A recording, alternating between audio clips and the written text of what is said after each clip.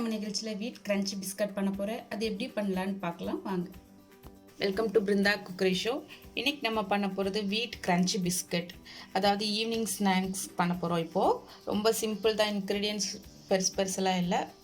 கோதுமை மாவு ஒரு கப் எடுத்துருக்கிறேன், 3/4 கப் அந்த அளவு பவுடர் சுகர், கீ, அப்புறம் ஃப்ரை பண்ணுறதுக்கு ஆயில். இப்போ எப்படி பண்ணுறதுன்னு பார்க்கலாம். ஃபஸ்ட்டு ஒரு கப் மாவு சொல்லியிருந்தேன் இல்லையா, அதை இதில் சேர்த்துக்கலாம். இது கூட சுகர், பவுடர் சுகரையும் சேர்த்துக்கலாம். நல்லா மிக்ஸ் பண்ணி விட்டுடலாம்.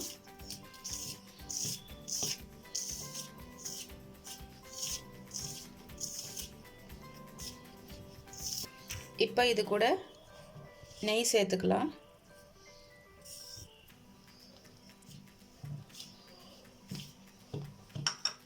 நல்லா மிக்ஸ் பண்ணி விட்டுட்டு அப்புறமா நம்ம தண்ணி சேர்த்து சப்பாத்தி மாவு பிசைவோம் இல்லையா, அந்த மாதிரி. ஆனால் கட்டியாக பிசையணும், ஏன்னா நம்ம சுகர் சேர்த்துருக்கிறதுனால அது நம்ம நேரம் ஆக ஆக கொஞ்சம் தண்ணி விடும். அதனால் நல்லா எந்த அளவுக்கு கட்டியாக பிசைய முடியுமோ அந்த அளவுக்கு கட்டியாக பிசையணும். இப்போ இதில் கொஞ்சம் கொஞ்சமாக தண்ணி சேர்த்து பிசைஞ்சிக்கலாம்.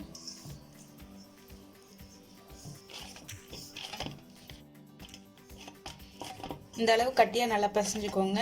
நம்ம சீனி சேர்த்துருக்கிறதுனால தண்ணி கம்மியாக சேர்த்து பிசைஞ்சாலே போதும், ரொம்ப சேர்த்தனா தண்ணி ஆயிரும். இந்த அளவு நல்லா கட்டியாக பிசைஞ்சு வச்சுக்கோங்க. இப்போ எப்படி பண்ணுறதுன்னு பார்க்கலாம்.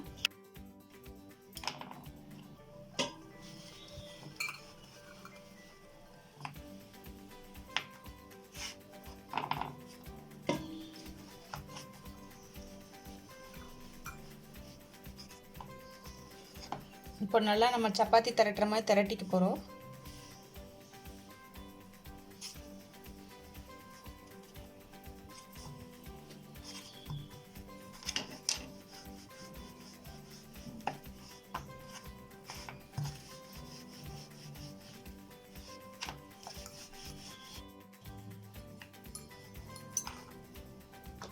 நல்லா இந்த அளவு திக்காக திரட்டி வச்சுருக்கிறேன், ரொம்ப தின்னமாக வேண்டாம்.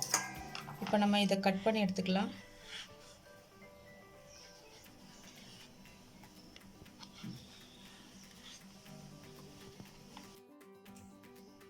இந்த மாதிரி ஸ்கொயராக நீங்கள் கட் பண்ணி வச்சுக்கோங்க. அப்போ நமக்கு ஃப்ரை பண்ணுறதுக்கு கொஞ்சம் ஈஸியாக இருக்கும். ஆயில் சூடு பண்ண வச்சிடுறேன். இப்போ ஆயில் நல்லா சூடாயிருச்சு. நம்ம கட் பண்ண பீசஸை போட்டு பொரிச்சு எடுத்துக்கலாம்.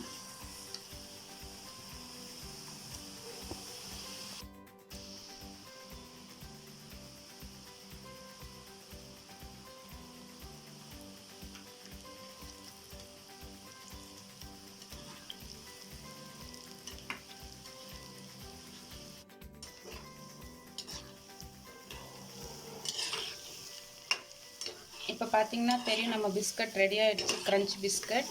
இப்போ இதை எடுத்துடலாம்.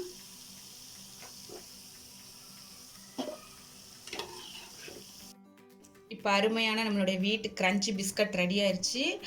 நீங்களும் இதை ட்ரை பண்ணி பாருங்கள், கண்டிப்பாக உங்களுக்கும் பிடிக்கும்.